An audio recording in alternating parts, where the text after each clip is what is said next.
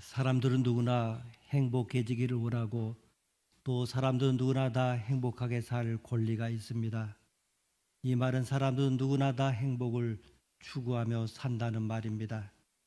그래서 지금보다 더 나은 삶을 위해서 때로는 허리띠를 졸라매고 근검전략하고 궁핍한 것을 견디기도 합니다. 더 배우기 위해서 머리를 싸매고 공부에 공부를 힘을 씁니다. 때로는 남의 밑에 들어가서 온갖 멸시를 다 당하며 그 발바닥을 핥습니다. 자, 그렇게 해서 그렇게도 이루기를 원했던 것을 다 이뤘다고 이제 행복해졌습니까?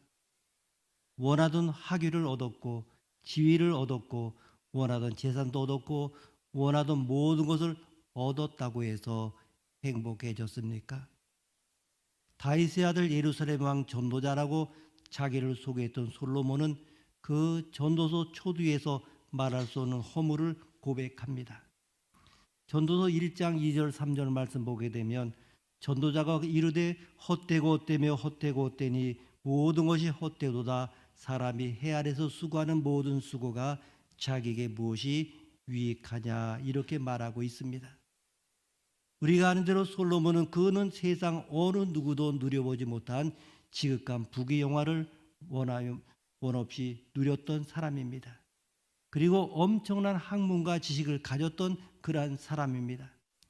그는 잠언을 3천을 말했고 노래는 1,500이고 또 초목을 논하되 레바논 백향목에서부터 다음에 나는 우슬초까지 하고 또 짐승 새 기어다니는 것 물고기를 가지고 논했습니다. 그러나 그 후에 본즉 내 손으로 한 모든 일과 수고한 모든 수고가 다 헛되어 바람을 잡으려는 것이고 해 아래서 무익한 것이다, 이렇게 고백하고 있습니다.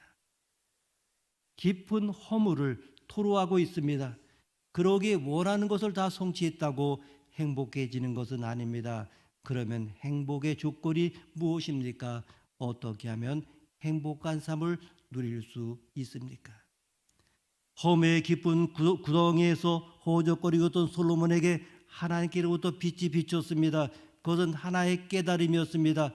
전도서 2장 24절에 보게 되면 사람이 먹고 마시며 수고하는 가운데서 심령으로 낙을 누리게 하는 것보다 나은 것이 없나니 내가 이것도 본즉 하나님의 손에서 나는 것이로다. 전도서 12장 13절에 보면 일의 결국을 다 들었으니 하나님을 경외하고 그 명령을 지킬지어다. 이것이 사람의 본분이니라, 이렇게 고백하고 있습니다. 솔로몬이 이렇게 비로소 하나님의 은혜를 힘입어 깨닫고 보니까 인생의 행복은 처음부터 하나님께로부터 오는 것이요 하나님 없이는 절대로 누릴 수가 없음을 알게 된 것입니다. 한 성도가 멀리 떨어진 다른 지방으로 이사를 했는데 부득불 교회를 옮길 수밖에 없게 되었습니다. 처음 이사 온 동네이기 때문에 어떤 교회가 좋은 교회인지 알 길이 없어서 이 교회 갈까 저 교회 갈까 망설이다가 그만 주의를 맡게 되었습니다. 하는 수 없이 이 성도는 어떤 교회든지 발길이 이끌리는 교회에 가서 예배를 드리겠다 마음을 먹었고 집을 나섰는데 한참을 가다가 거리에서 경찰관을 만나서 근처에 갈 만한 좋은 교회가 있느냐고 이렇게 물었습니다. 그랬더니 그 경찰관은 선뜻 조금 멀리 떨어진 듯한 교회를 가르쳐 주었습니다. 그 성도는 경찰관이 가르쳐 준 그 교회를 향하여 가다가 문득 왜 그 경찰관이 가까운 교회도 있는데 왜 그 교회를 가르쳐 주었는지 궁금했습니다. 그래서 다시 돌아와서 그 경찰관에게 말합니다. 왜 그 교회를 소개해 주었습니까? 그랬더니 그 경찰관은 이렇게 대답했습니다. 예, 저는 교회를 안 다녀봐서 어떤 교회가 좋은 교회인지 잘 모릅니다. 저는 단지 그 교회에서 예배를 드리고 나오는 사람들의 얼굴이 너무나도 평화롭고 기쁨이 가득 차 보여서 그 교회가 좋은 교회일 것이라 생각하고 그 교회를 소개해 드린 것입니다. 사실 저도 언젠간 그 교회 꼭 다녀보겠다는 생각을 하고 있습니다. 교회 성도의 얼굴 모습이 얼마나 중요합니까? 그래서 우리의 얼굴은 움직이는 전도지라 이렇게 말합니다. 기쁨과 행복은 내면적인 것이기 때문에 억지로 얼굴이 웃는다고 해결되는 것이 아닙니다. 우리의 얼굴이 기쁨으로 가득 차려면 우리의 마음속이 기뻐야 하는 것입니다.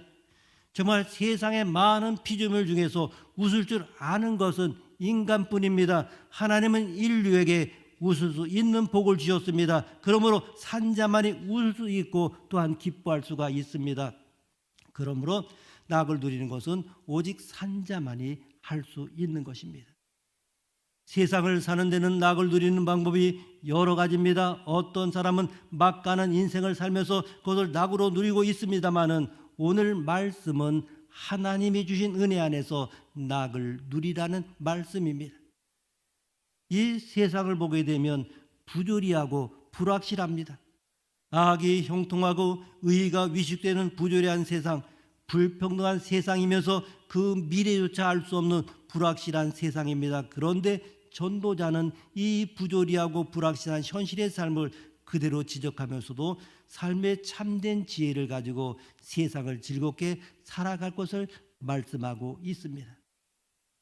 이 잠언, 우리가 아는대로 솔로몬 왕이 하나님을 떠나 세상에 빠지기 전에 기록한 책이라고 한다고 하면 이 전도서는 이 세상의 모든 부여와 쾌락과 명예를 다 지혜보고 난 다음에 이 모든 것이 다 헛되다고 기록한 것이 전도서입니다. 그래서 이 전도서 말씀 보게 되면 세상의 부조리, 불확실함, 죄악됨을 다 드러내고 있으면서 이 가운데 살아야 할 성도들의 삶은 어떠해야 하는가를 말씀하고 있습니다. 먼저 솔로몬은 이 땅에서의 인생의 삶이 본질적으로 영원할 수 없고 지혜롭다고 하지만 유한한 것이고 잘난 척 떠들지만은 착각에 불과한 것임을 역설하고 있습니다. 특히 솔로몬은 유한한 인생의 종말에 있을 하나님의 주권적인 심판이 있음에 제시하고 있습니다. 그러나 이 하나님의 심판이 있음이 성도에게는 소망입니다. 이 부조리한 세상 가운데서도 소망을 통하여 영원한 미래를 보장받을 수 있는 성도의 삶을 보여주고 있습니다. 그렇다면 솔로몬이 역설적으로 제시하는 소망은 성도의 삶은 어떤 것입니까? 악인이나 선인이나 세상만을 볼 때는 당하는 일에는 별다른 차이가 없습니다. 이래서 하나님의 섭리를 부정하거나 하나님의 섭리를 의심하는 회의주의자들도 생겨납니다. 곧 악인과 의인을 동일시하는 것 같은 하나님의 섭리는 의인들의 눈에는 옳지 않은 것처럼 보인다고 하는 것입니다. 하지만 하나님의 섭리라고 하는 것은 우리 인간의 생각과 다릅니다. 하나님의 주권의 섭리는 인간의 어떠함에 아무런 상관이 없는 것 같이 보일 때도 있습니다. 그러나 이렇게 의인이나 악인에게나 같이 임하는 것 같은 부조리함, 이 하나님의 섭리같이 보여도 인생이 하나님의 섭리를 의심하고 돌아서도 좋다고 하는 것이 아닙니다. 왜냐하면 세상이 불확실하다고 할지라도 인생에 한 번 죽으면 그 세상을 다시 살 수가 없기 때문입니다. 이런 의미에서 그래서 산 개가 죽은 사자보다 낫다는 말을 했습니다. 그것은 인생에 살아있는 동안에 회개할 기회도 있고 구원을 이룰 수가 있기 때문입니다. 우리는 이 불확실한 세대라고 낙심만 할 것이 아닙니다. 우리가 살아있을 동안에만 이룰 구원이 있습니다. 우리가 믿을 것이 무엇입니까? 모든 일이 다 하나님의 행하시는 손에 있다는 사실입니다. 사람의 미래에 대해서는 알지 못하는 것입니다. 오늘의 인기 있는 학과가 내일에 천대받을 수 있기도 하고 오늘에 알아주지 않는 과목이 내일에는 환영을 받을지 누가 알겠습니까? 사람이 알지 못하는 것이 바로 미래입니다. 아이가 자라서 사랑을 받을 수 있을지 미움받을지 모르는 것입니다. 그렇다고 우리가 마음대로 살라는 것이 아닙니다. 오늘 우리에게 중요한 것이 무엇입니까? 기회가 주어져 있다고 하는 것입니다. 어떤 사람은 이 기회를 잘 활용하지만은 어떤 사람은 원망불평하다가 마치는 사람도 있고 갈등하다가 허송세월 보내는 사람도 있는데 이 사람들은 결코 지혜자가 아닙니다. 산 개가 죽은 사자보다 더 나은 것을 기억해야 합니다. 정말 살아있다는 이것이 바로 하나님의 은총입니다. 우리 성도의 인생이 험하겠습니까? 아닙니다. 우리는 부조리하고 불확실한 세상을 살지만은 하나님께서 우리에게 주신 소명, 곧 우리를 이 세상에 부르신 하나님의 소망이 무엇인지 알아서 이제는 매진하는 삶이 지혜로운 삶이라고 하는 것입니다. 하나님께서 우리에게 주신 삶은 이 세상에서 먹고 마시며 옷을 깨끗이, 머리는 단정하게 해서 가정은 화목하고 아내와 즐겁게 사는 삶을 살 때 이것이 주 안에서 누리는 삶이라고 말씀하고 있습니다. 이것이 하나님께서 허락하신 헛된 세상에 살아가면서 우리들로 누리게 하는 복이라고 이렇게 말씀하셨습니다. 헛되게 지나갈 날들을 보람있게 사는 것이 바로 복입니다. 7절 말씀 함께 읽습니다. 7절입니다. 너는 가서 기쁨으로 내 음식물을 먹고 즐거운 마음으로 내 포도주를 마실지어다. 이는 하나님이 내가 하는 일들을 벌써 기쁘게 받으셨음이니라. 아멘. 하나님께서 내가 하는 일들을 벌써 기쁘게 받으셨다고 하는 말씀은 우리들에게 하나님께서 삶을 허락하셨다고 하는 것입니다. 분명 이것을 믿어야 합니다. 이것을 확신할 때 우리에게 기쁨이 있고 감사하며 하나님 앞에서 생활하게 될 당연한 이유가 있다는 것입니다. 하나님께서는 우리가 기뻐하면서 신앙생활하며 기쁨 가운데 모든 일들을 하기를 원하십니다. 왜냐하면 이것이 하나님께서 기뻐 받으시는 것, 허락하신 것이기 때문입니다. 성경은 말씀합니다. 하나님께서 지으신 것이 모든 것이 선함에 감사함으로 먹으면 버릴 것이 없다고 했습니다. 너희는 먹든지 마시든지 하나님의 영광을 위해서 하라고 했습니다. 성경은 허락하신 것을 먹고 마시는 일 그 자체를 죄악시하지 않고 영생을 바라보면서 이 세상을 살아가는 성도들이 감격을 가지고 인생을 즐거워하며 하나님께서 주신 복을 누리면서 살기를 원하십니다. 기쁨으로 내 식물을 먹으라는 말씀은 열심히 일하여 먹어서 예배하며 먹고 마시는 즐거움을 의미합니다. 우리가 먹을 수 있는 지혜를, 은혜를 주신 것도 감사드려야 하는데 이를 떡반죽 그릇에 복이라고 했습니다. 많이 있어도 병이 들면 못 먹습니다. 바로 감사할 일입니다. 8절 말씀 함께 읽습니다. 8절입니다. 내 의복을 항상 시기하며 내 머리에 향기름을 그치지 아니하도록 할지니라. 아멘. 외적인 아름다움이 있고 내적인 아름다움이 있다면 성경은 두 가지를 다 하라고 하십니다. 그러나 이 내적인 아름다움을 갖추지 않고 외모안을 꾸미는 것은 잘못된 것이지만 그러나 성경은 아름다움 그 자체를 부정하는 것이 아니라 아름다움을 추구하게 하십니다. 9절 말씀 함께 읽습니다. 9절입니다. 내 헛된 평생의 모든 날 곧 하나님이 해 아래서 내게 주신 모든 헛된 날에 내가 사랑하는 아내와 함께 즐겁게 살지어다. 그것이 내가 평생의 해 아래에서 수고하고 얻은 내 몫이니라. 아멘. 헛된 세상에서 하나님께서 내게 허락하신 남편과 아내가 서로 사랑하며 사는 것을 하나님께서 기뻐하시고 이것을 복으로 알라는 것입니다. 부부가 함께 주 안에 있다는 것이 얼마나 큰 복입니까? 그렇지 못한 사람들 위해서 우리는 기도해야 합니다. 10절 말씀 함께 읽습니다. 10절입니다. 내 손이 이르는 대로 힘을 다하여 할지어다. 내가 장차 들어갈 수월에는 일도 없고 계획도 없고 지식도 없고 지혜도 없음이니라. 아멘. 수고하며 일을 할 수 있다고 하는 것이 특권이요 은혜입니다. 여러분, 일하게 하신 하나님께 감사한 적이 있습니까? 성경적인 그리스도인은 근면한 사람입니다. 일을 다스려야 합니다. 또한 일에 치여서 일을 피곤하게 하는 것은 잘못된 것입니다. 동기와 목표가 뚜렷할 때 즐거운 것입니다. 예수 믿지 않은 사람들이 종종 우리에게 말합니다. 왜 예수 믿으니까 좀 너는 무슨 재미로 사냐 이렇게 물을 때 우리는 어떻게 대답해야 됩니까? 야, 예수 믿는데 좀 밋밋하게 아무런 재미없는 그렇게 살아서 뭐하냐? 어떻게 대답하십니까? 우리는 이렇게 대답해야 합니다.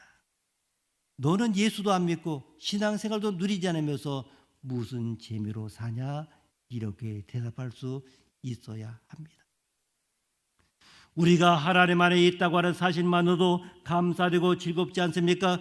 또 하나님과 이 세상의 주신 복 가운데 우리에게 먹고 마시며 일할 수 있고 가정을 주신 하나님께 허락하신 세상에서 삶도 감사하면서 누리고 사는 사람이 지혜 있는 사람입니다. 이 모든 것을 누리면서 하나님을 알고 하나님을 섬기는 사람이 지혜로운 삶입니다. 노벨 평화상과 종교계 노벨상이라고 하는 템플턴상을 받은 마더 테레사 수녀님이 자신의 품에서 죽은 어떤 사람의 이야기를 이렇게 말하고 있습니다. 어느 날 나는 하숙에 처박혀 있던 한 남자를 건져냈습니다. 그의 몸에는 시궁창 냄새가 가득했고 또 몸 여기저기에는 벌레가 우글거렸습니다. 그 사람을 깨끗이 씻기는데 3시간이나 걸렸습니다. 그는 내 품에서 죽어가며 마지막으로 이렇게 말을 남겼습니다.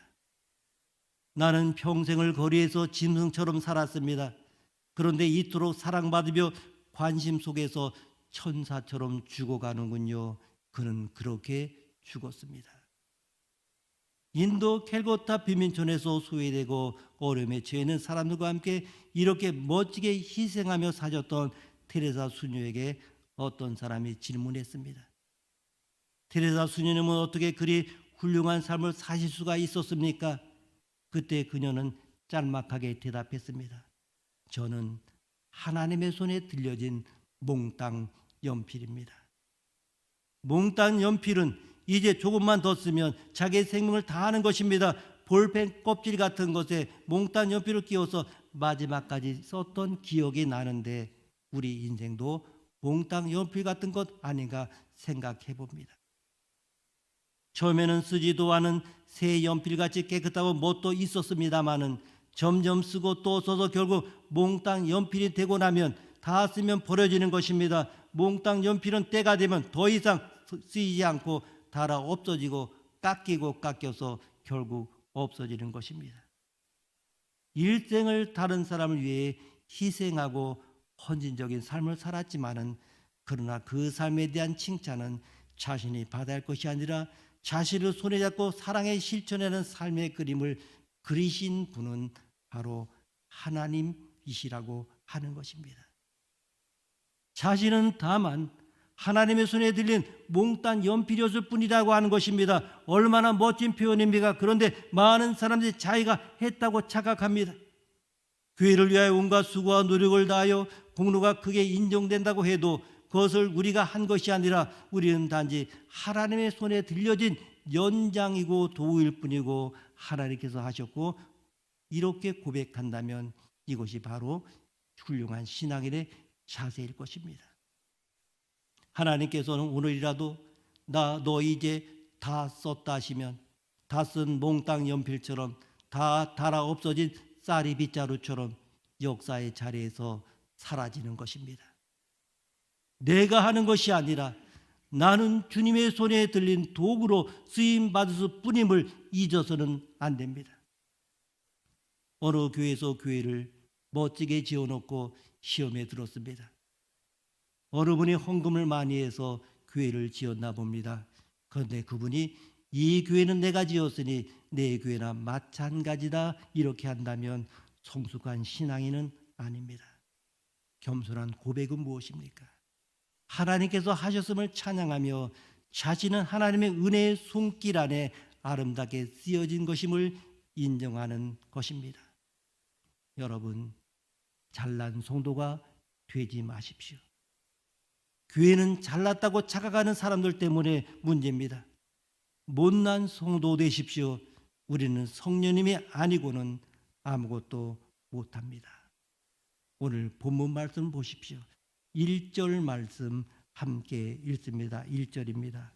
이 모든 것을 내가 마음에 두고 이 모든 것을 살펴본즉 의인들이나 지혜자들이나 그들의 행위나 모두 다 하나님의 손 안에 있으니 사랑을 받을는지 미움을 받을는지 사람이 알지 못하는 것은 모두 그들의 미래 일들임이니라. 아멘. 의인이 필요한 것 아닙니다. 지혜자가 필요한 것이 아닙니다. 의인이든 죄인이든 지혜자든 미련한 자든 문제는 하나님의 손에 달려 있다는 점입니다. 성령에 사로잡혀 사는 사람은 바로 이렇게 고백하는 사람입니다. 나의 삶의 모든 것은 하나님의 손에 달려 있습니다. 사람의 운명은 하나님의 손에 있습니다. 어떤 대접을 받든지 삶의 질이 어떠하든지 살아있다는 사실 자체가 사람에게는 소망임을 알아야 합니다.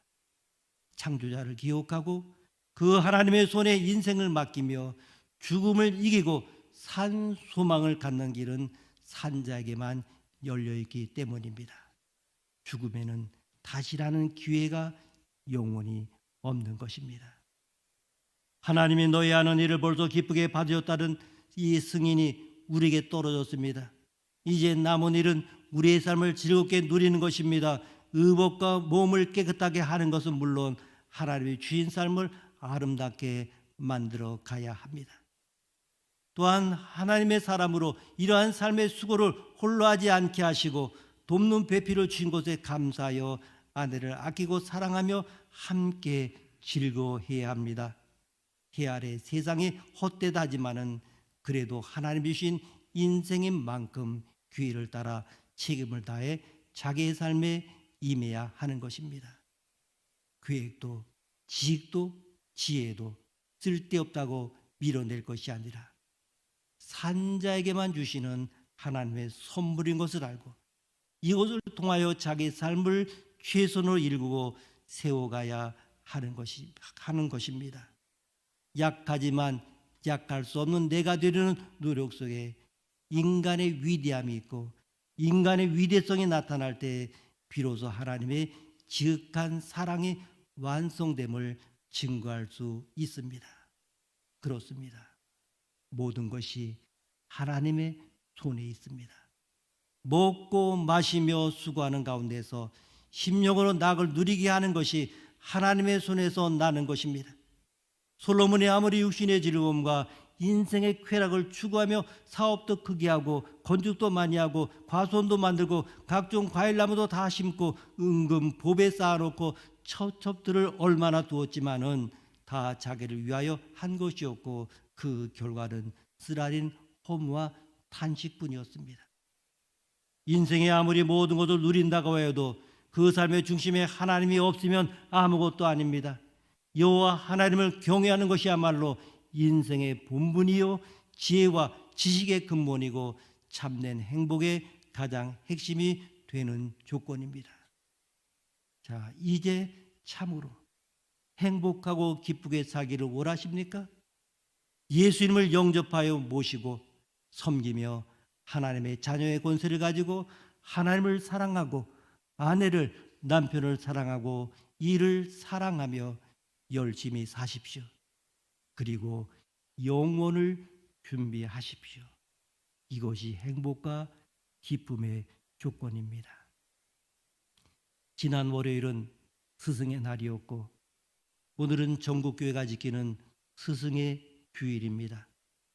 사회교사들은 훈장을 받기도 하고 상패를 받기도 합니다. 그러나 교회에서 교사에 대한 예우와 격려가 특별히 필요합니다. 교회의 꽃이며 희망이며 교회의 미래는 어린 생명들과 청소년들에게 하나님의 생명의 말씀을 예수 그리스도 삶을 인격을 담아서 희생적으로 가르침을 담당하는 선생님들을 위로하고 격려하는 역할을 적극적으로 할 수 있을 때 교회의 미래가 희망이 있는 것입니다. 찬양대가 수고하지 않는 건 아닙니다만은 찬양대는 예배 드릴 때 이렇게 눈에 보이기 때문에 우리가 찬양대는 신경을 좀 씁니다. 성도들도 신경 씁니다. 그러나 교사들은 보이지 않는 곳에 있기 때문에 주일학교 있구나, 교사가 있구나 그 정도 생각합니다. 그러나 우리는 정말 음지로 표현할까요? 뒤에서 말없이 수고하는 그 교사들 때문에 어린 생명들이 이렇게 자라는 것입니다. 유치부, 아동부, 청소년부, 청년부, 부역 등 여러 기관의 교사들이 있습니다. 오늘 스승의 주일에 우리 모두가 수고하는 그 노고에 대하여 감사하고 그 열매를 축하하는 의미에서 모든 선생님들에게 뜨거운 격려의 박수를 보냅시다. 한번 그 교사를 위해 박수 부탁드립니다.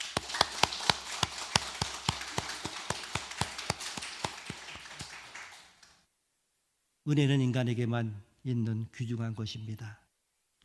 모든 사람에게는 현재의 자신을 키워준 은혜가 있기 마련입니다. 그것이 크거나 작거나 그런 것은 문제가 되지 않고, 문제는 그것을 안 잊는다고 하는 것이 바로 그 은혜에 대한 보답이라고 하는 것입니다. 자신에게 영향을 끼친 이들의 은공이 있기 때문에 오늘의 자신이 있는 것입니다. 그 은혜를 항상 소중히 간직하고 사는 것이 인간을 보다 인간답게 만드는 것입니다.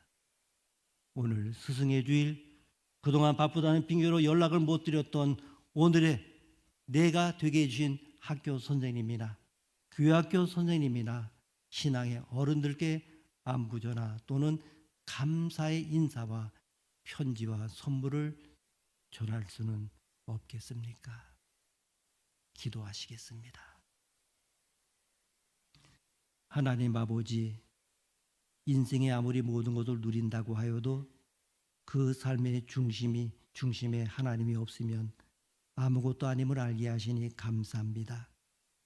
여호와 하나님을 경외하는 것이야말로 인생의 본분이요 지혜와 지식의 근본이며 참된 행복과 기쁨의 가장 핵심이 되는 조건임을 기억하게 하옵소서.